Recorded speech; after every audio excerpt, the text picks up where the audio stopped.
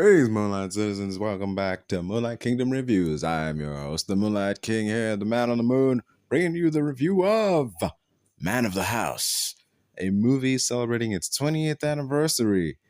Oh yeah, the action comedy Man of the House, as the character played by Tommy Lee Jones, has to get a bunch of college girls, not to mention Dallas cheerleaders for the Texas Longhorns. He has to keep them safe as witnesses after they witnessed a crime, and he has to keep an eye on them and protect them from the killer until the killer can be brought to justice, and all the action comedy hijinks that ensue from that premise. That'll be covered in this episode of Moonlight Kingdom Reviews as we close out the year 2025.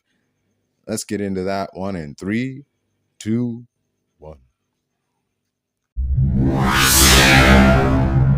All right, let's get into this one. First, some background on the project. This movie released in December 20. Oh, wait, whoops, my mistake. This movie released on the 25th of December 2005. With a budget of $40 million, it brought in a box office of $21.6 million. Was initially set to be produced by Warner Brothers, but the rights got picked up by Revolution Studios in 2003, upon which work on the movie then began.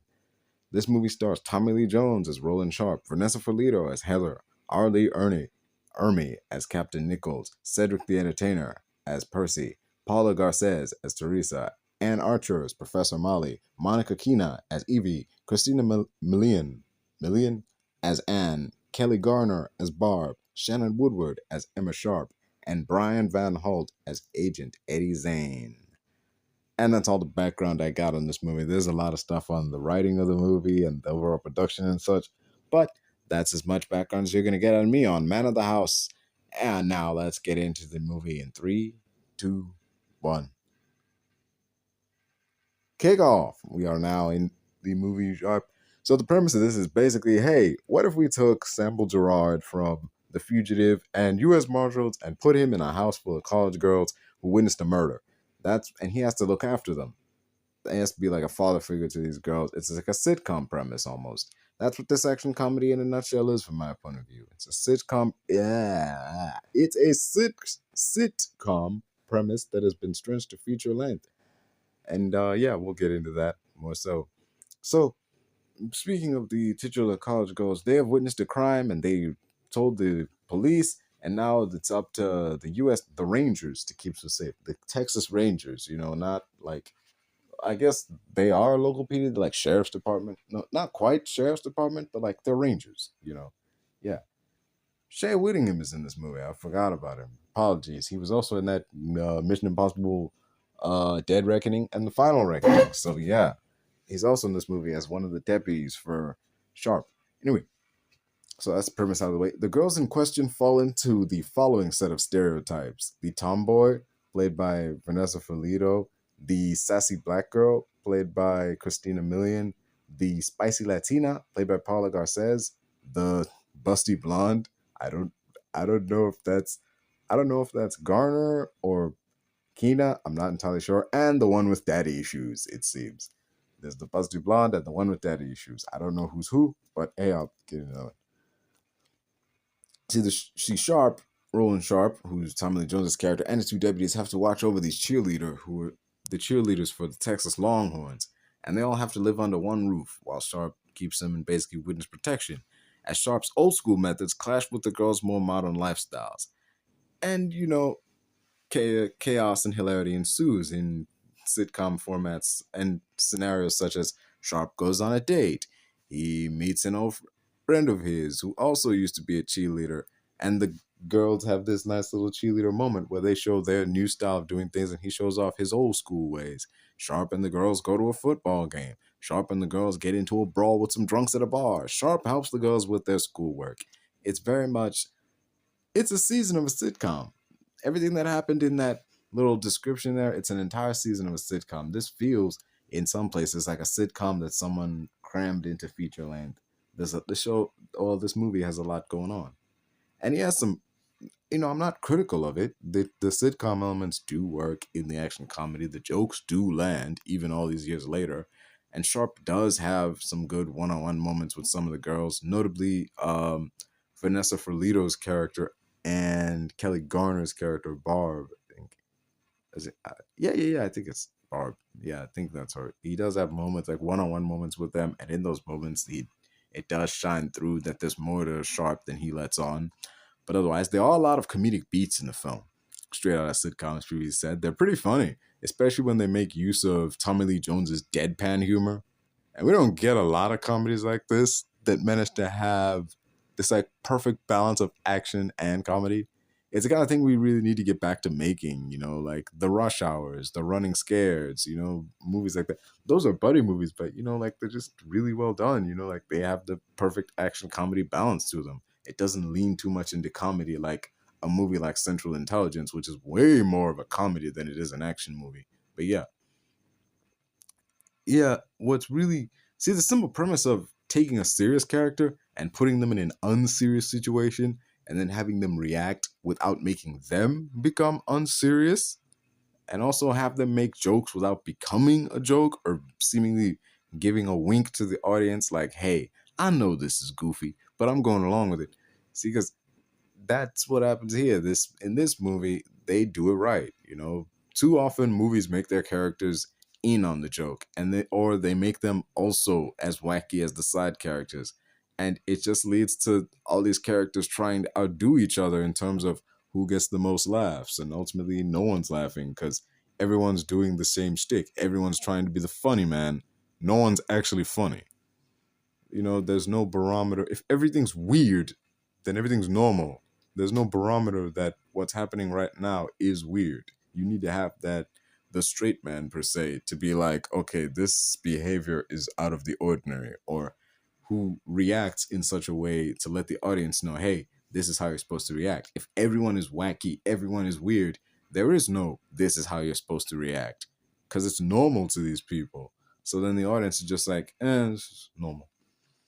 There's a moment in this movie after they've settled into the house where, Sharp orders a pizza and the pizza guy sees, like, Sharp living with all these women in the one house and they're gorgeous cheerleaders. And he's like, so you live in this house with all these girls? Like, yes, sir, I do. He's like, dude, you're like my new hero. And Sharp just goes, imagine how that makes me feel. And he slams the door on him. Like, that little backhanded statement of, imagine how that makes me feel. It's basically like, man, I don't give a damn. Like, I'm your hero. Like, that don't mean nothing. You're like, oh, I'm your hero? Whoop-de-doo for you. Anyway, but it's like, he dismisses him without dismissing him. He's like, imagine how that makes me feel. He can take that any number of ways. He can take that as it's intended. Like, man, that doesn't bother me no which way. Or he can take it as, now imagine how great that feels to know that this random pizza man views me as his hero. Like, the pizza guy thinks he walks away with a compliment, and Sharp knows he just dissed this dude, and it went way over his head. But yeah, there's another funny moment of setup and payoff with the two deputies, one of them stewarding him, and they're living across the street in a frat house, and they're visited by like the local weed dealer in the frat that's staying in. The guy's like, hey, my name's Jimmy. If you guys are looking for any weed, just let me know. And the guy's like, oh, don't worry, you will be hearing from us. The humor being, see, this is the setup. The humor in this setup being that Jimmy does not realize this because, well, Texas, weed is illegal in Texas outside of like certain situations, like medical reasons or whatever. But otherwise, weed is illegal in Texas. So this dude just walked up to two rangers and was like, yo, I got weed and I'm selling it. You want it? Solicitation, distribution, all that shit. Well, not distribution, but like sale, possession, shit like that. That's what they get them. It's like, and so the dude's like, oh, don't you worry, you will be hearing from us. Some of the humor in this, when they interact with the locals, it's funny because the locals think one thing's happening. Well, really, another thing's happening. That's the humor. Like with the pizza guy, he thought he got a compliment. Really, he got a diss. Jimmy thought he got himself a new customer. Really, he just called the cops on himself. And then, the payoff comes in to the setup when we cut back to the two deputies like the next day. And there's a dude at the door. It's not Jimmy, it's some dude. And the guy's like, let me guess. And so Shea Whittingham is like, I remember this scene. I remember most of the movie, but I haven't seen this movie in years. But one thing I remember was this scene with like Whittingham and this guy. So Whittingham opens the door and is like, "Let me guess, Clay, you're looking for Jimmy." He's like, "Yeah, how do you know? You psychic or some kind of shit?" Like, some kind of shit. Jimmy ain't here no more. He moved. Where? And he tells him the prison he's staying at, and the guy's like, "That sucks." For heaven's sake, man. Like, there's a lot of these like chuckle moments, man. Like, shoot. There's moments like I thought were like chuckle worthy way back when I saw the movie that I look back on now and I'm like, I appreciate them now because we don't make movies like this no more. We don't have deadpan humor like we used to back in the day. It's just, man, we used to do stuff, man. Even though the movie is very 2000s and has some very dated things in it, it's the humor ain't dated. I mean, as much as it can be. Okay. There are references in here that have aged. They haven't aged poorly, but they've aged. Let me just say that much. But yeah. Oh yeah. The movie is very funny. And there was a moment where, you know, generally there is menace in the movie and the movie's villain. As there's an agent. I think he's an FBI agent or so. He's corrupt and he's working for the bad guy and he's trying to take out the witnesses. It's like, okay, so he tries to blow up their car, but Sharp is able to get them to safety. And it's like, well, that didn't work. So plan B. So he kidnaps Sharp's daughter and he holds her for ransom and is like, look, I don't care about the witnesses anymore. I just want the money. And it's like, because there's this huge bunch of money involved that the bad guy was trying to get to. And that's why the murder happened. So, yeah. So it's up to Sharp to get the money. And this leads to the film culminating in this third act scene that kind of reminded me of the Martin Lawrence movie Blue Streak, as the villain, the corrupt agent, tries to flee Mexico whilst being chased by Sharp in this VW Beetle that was commandeered by Vanessa Ferlito's character, who explained that, oh yeah, she wasn't always a cheerleader, she was in juvie a while back for stealing cars, basically. And she is the tomboy of the group, she is the one person on the cheer squad who isn't necessarily the cheerleading type. You wouldn't necessarily think she's the cheerleading type. Well, for starters, unlike the other girls, she is the brunette. Because even though,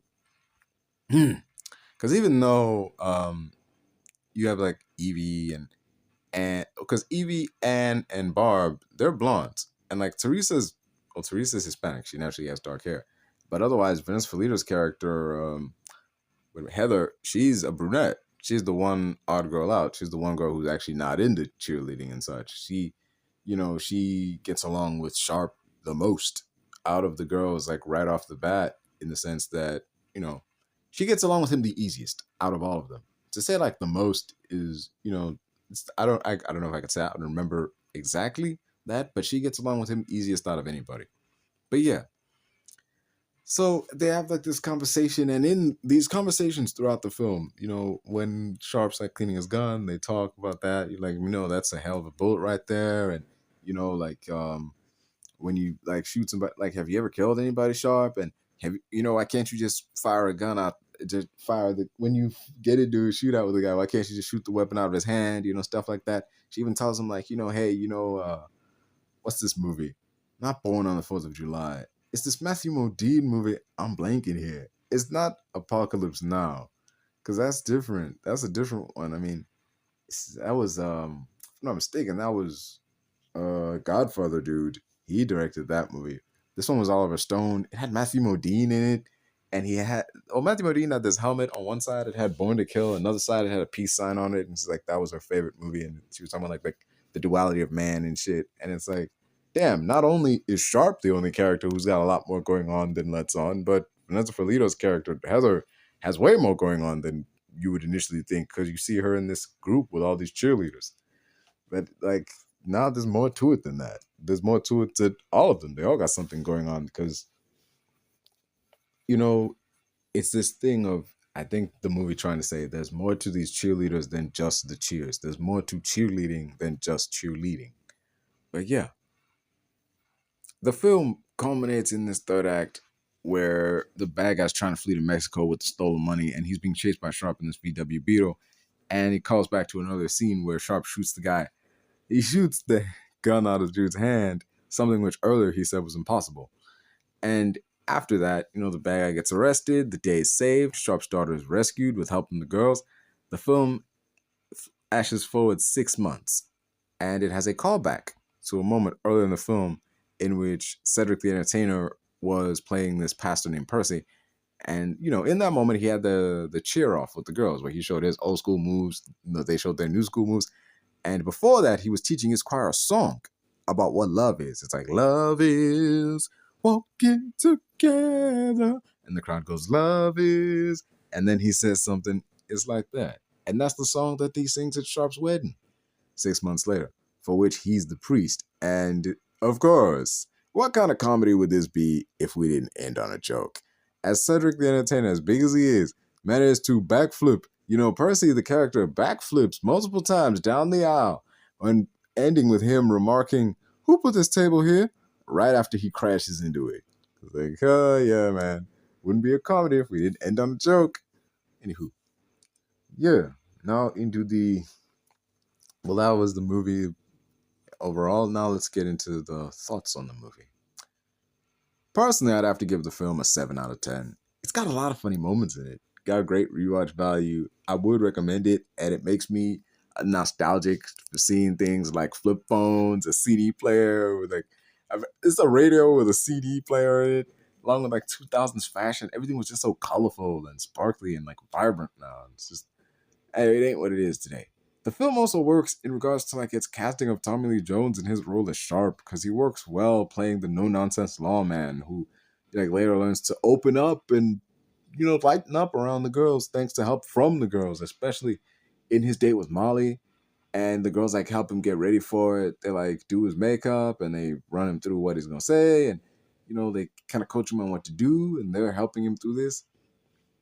Though in watching the movie and seeing those scenes, I wish the movie had a little more time. Both in the sense of the movie, I wish the story was longer, more days passed, and overall the film itself was a little bit longer, because some of those relationships in the movie and some of those scenes just felt a little bit rushed in places. It felt like days went by. Over the course of 2 scenes, all of a sudden several days have gone by. And it just kind of feels like the story has leftovers from earlier drafts of the script where Sharp ends up dating one of the girls. And this was likely written before they cast Tommy Lee Jones. I think but they didn't fully write it out because Barb still has moments where she's considering that she might have feelings for Sharp, and one of the girls has to tell her he's too old for you, and that never gets resolved. We just move on from that. And the fact that Heather has more than one-on-one moment with Sharp, and she's the first one of the girls to be nice to him, she shows him, she kind of lends credence. It lends credence to her at one point early on.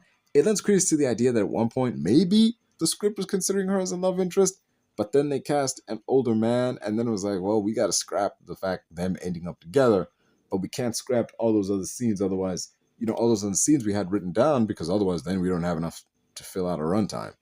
That's just what it feels like to me. But so, okay, we kind of have to have Heather paired off with somebody so that we know that she's not a potential love interest for Sharp. So they had her pair up with the deputy by Shea Whittingham's character. And, Sharp got a more age-appropriate love interest in the teacher that he was, Miss Molly, who I feel was more added in subsequent draft, because this comes out of nowhere. He just goes with one of the girls to English class, and they're studying Shakespeare, and he immediately has the hots for Miss Molly, and they talk one time, and everything goes well, and then they run into each other again. The movie has Sharp go to the store to pick up tampons for the girls, and just so he can run into her again and they can set up the date. And then they have that date, and the next time we see Miss Molly again, they're getting married. It's oh, this character feels like they were dropped in out of nowhere. It feels like this character was dropped in here so Sharp wouldn't get with one of these girls. And it's the movie kind of feels well, we gotta have him get with somebody. Something has to come out of this. Or, that early 2000s thing of the hero has to get the girl, and he couldn't get one of the girls because they were way out of his age range and would have just been a creepy way to end the film. So they gave him a more age-appropriate, love interest, while also giving all the girls something or someone else to do. Oh, okay, that came out wrong. Someone else do. But it just like, but I say it feels like this script went through a bunch of rewrites. It does because it has like four writers in it.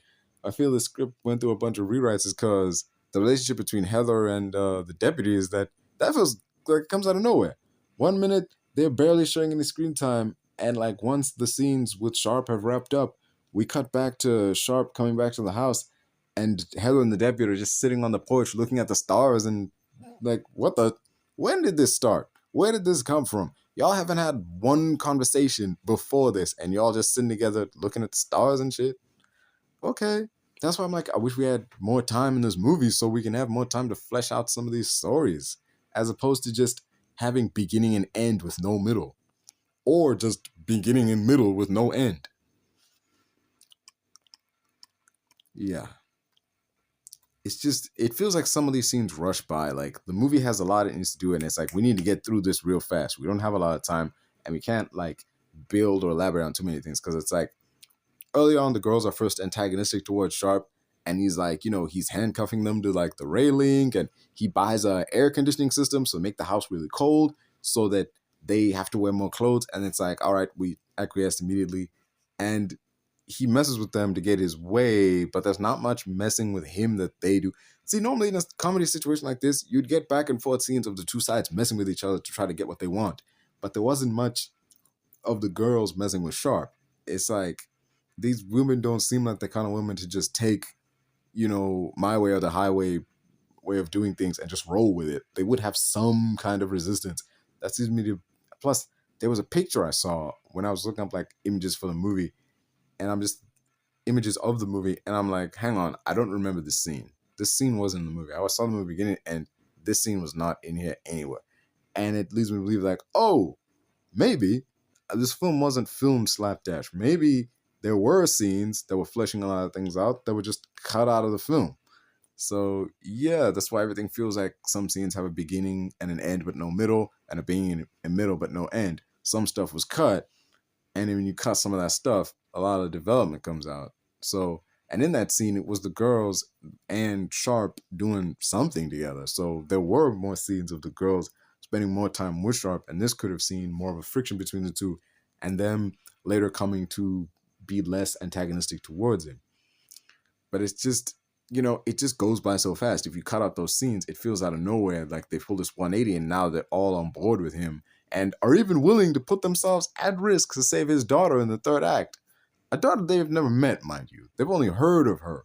They've only talked to her, and like Barb has a conversation with her over the phone, but that's about it. They've never met this person, but there they are in the third act, ready and willing to enact a plan to save Sharp's daughter from this armed gunman. So it's like, yeah, it doesn't come entirely out of nowhere, but it does happen quickly, as if the film overall has a lot that it wants to do, but knows that it doesn't have much time to do it, so it just cuts out the middle parts of the subplots and just cuts right to the end of them.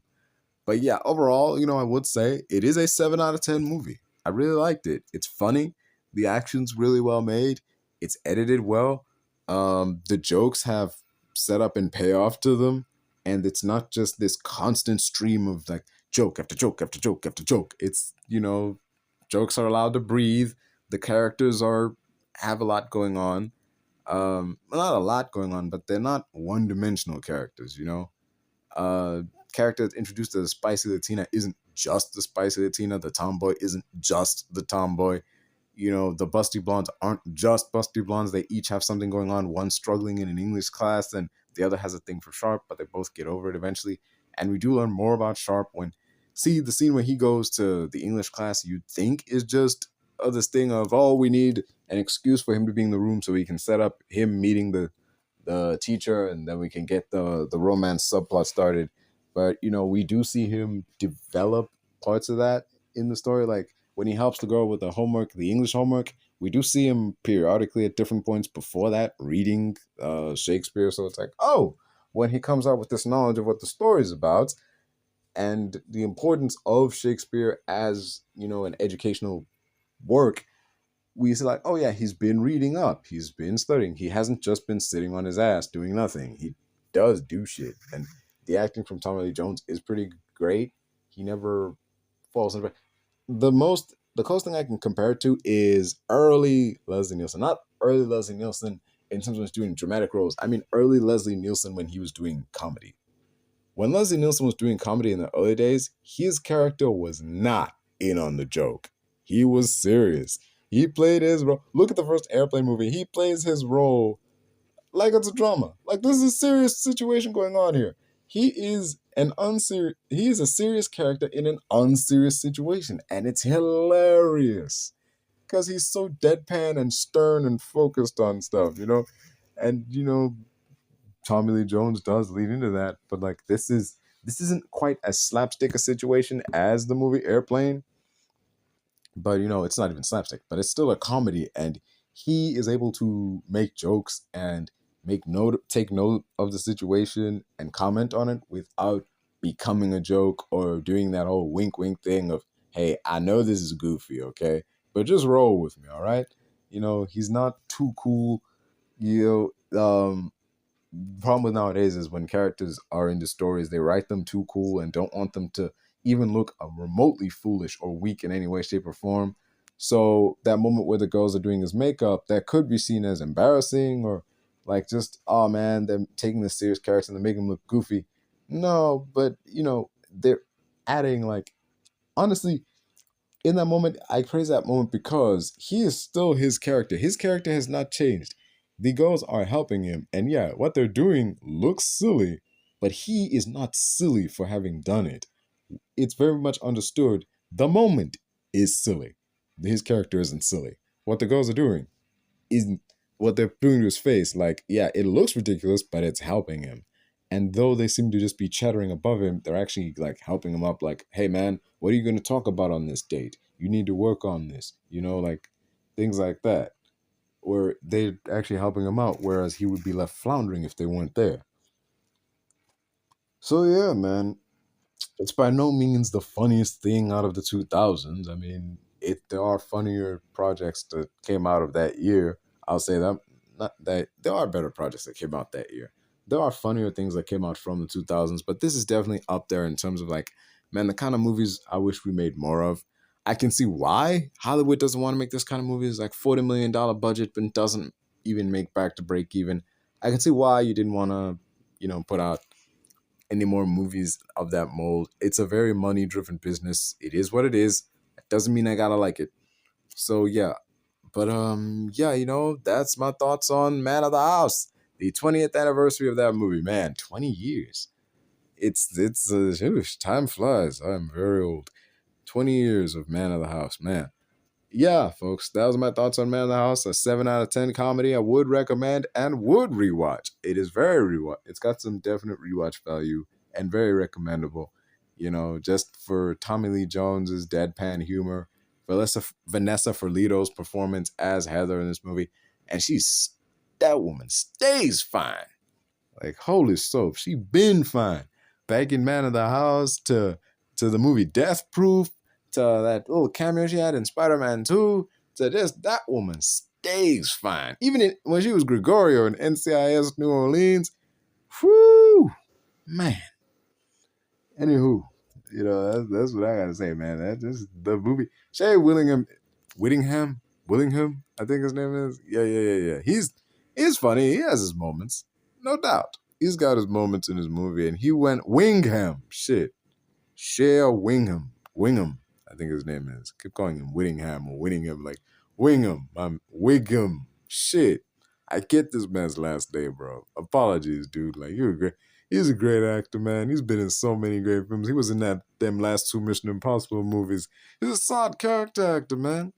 Damn, he was on Boardwalk Empire and a bunch of other projects like, you know, American Prime Vol and Splinter and Take Shelter. He's great.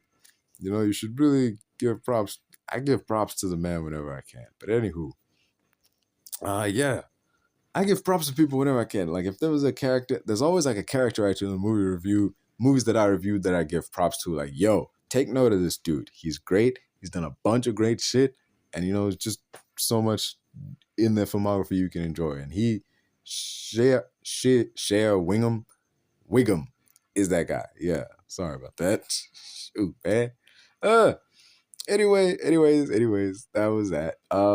Yeah, as the cheer captain, um, Christina Milian, Christina Milian as Anne, she does like lead the girls, and she's able to like pull them together, and she plays a role really well, and you buy that she is the queen bee of this group.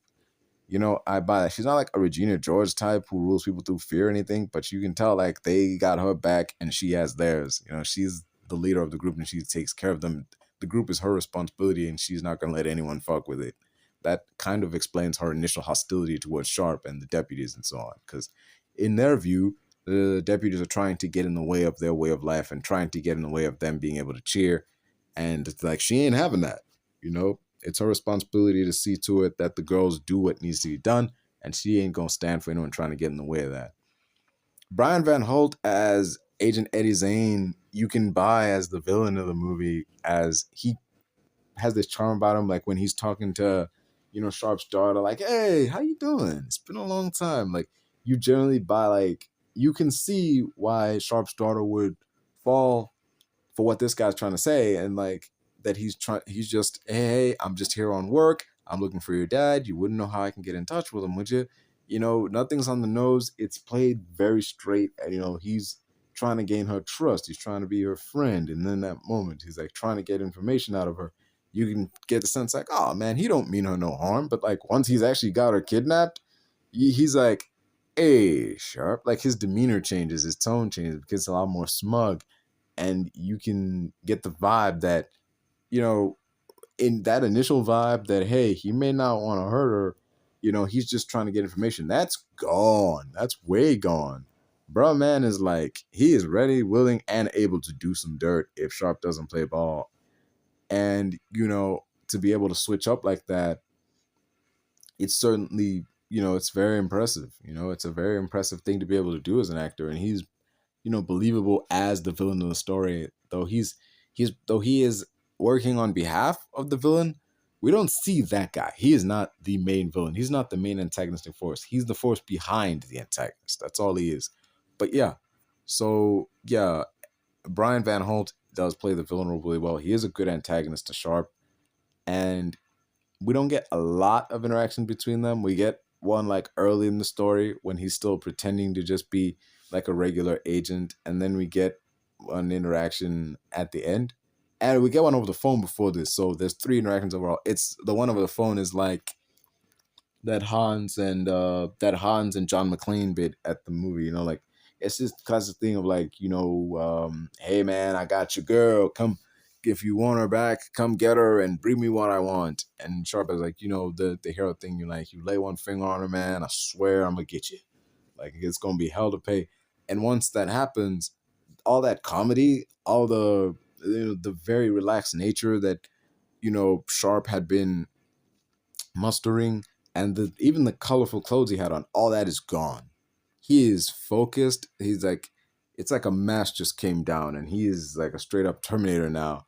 And he swapped out his colorful clothes for like his usual Ranger gear, and he's got that white hat and everything, and he's riding off into battle. He's ready to do what has to be done. So yeah, there's that. People played their parts really well in this movie. Everything in this movie really came together, and even Cedric the Entertainer as the comedy relief in a movie that already has comedic moments. Even Cedric the Entertainer as the comedy relief works in this movie as Percy for the 2 scenes we do get with him. Yeah, everything in this movie just came together and worked. I think it was just a matter of timing more than anything why this movie didn't work. That's just my personal opinion why the film didn't perform as well as it could have. Just when it came out, what was coming out around the time it came out. So it's like, it is what it is. Maybe the movie released at a different time in the year, it might have been better received, had the writing been allowed to make the movie longer and then have moments to breathe. Let movies moments breathe more. It might have been better received. Had it not had such stiff competition like Meet the Fockers or Are We There Yet or Hitch, I don't know, maybe a less crowded box office would have been, might have been, more welcoming to a movie like man of the house. But hey, it is what it is. It's win some, lose some. And yeah, those have been my thoughts on Man of the House 2005. Don't forget to like, share, subscribe, all them nice things. I've been your host. As always, folks, this is Moonlight Kingdom Reviews. And yeah, I'm out of here.